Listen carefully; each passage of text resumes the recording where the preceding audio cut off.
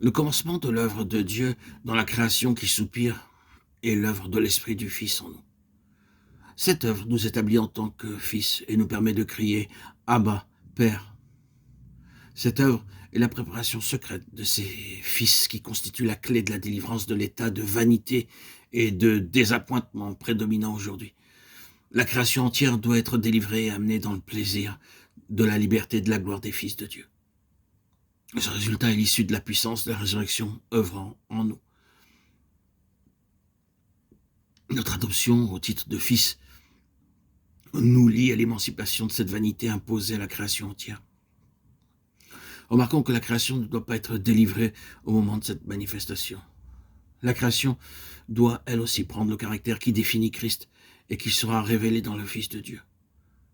Ce dénouement sera pleinement glorieux lorsque la puissance de la résurrection de Christ aura eu sa pleine expression dans la glorification des fils de Dieu. Cela se produira au moment où les fils de Dieu recevront leur corps glorifié conforme au sien.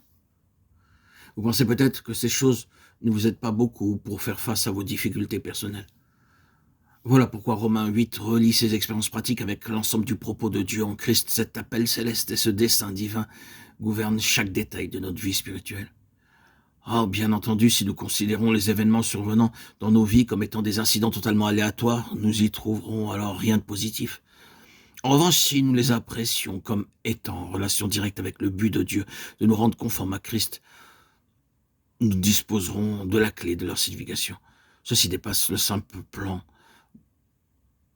de notre individu. L'épreuve, la difficulté, la perplexité recèlent le secret pour développer la vie du Seigneur Jésus en nous. Cette vie de résurrection porteuse de l'ultime issue de Dieu qui est la glorification de tout l'univers. Le Nouveau Testament est très pratique. Les choses profondes de l'éternité sont amenées dans chaque détail de notre vie spirituelle aussi. Toutes choses travaillent ensemble. Ainsi, toutes ces choses considérées à la lumière du propos de Dieu contribueront à réaliser le bien ultime. Le but de Dieu ne doit pas être ni ignoré, ni manqué. Parfois, nous semblons souffrir de contradictions. Nous demandons une chose et nous recevons son contraire.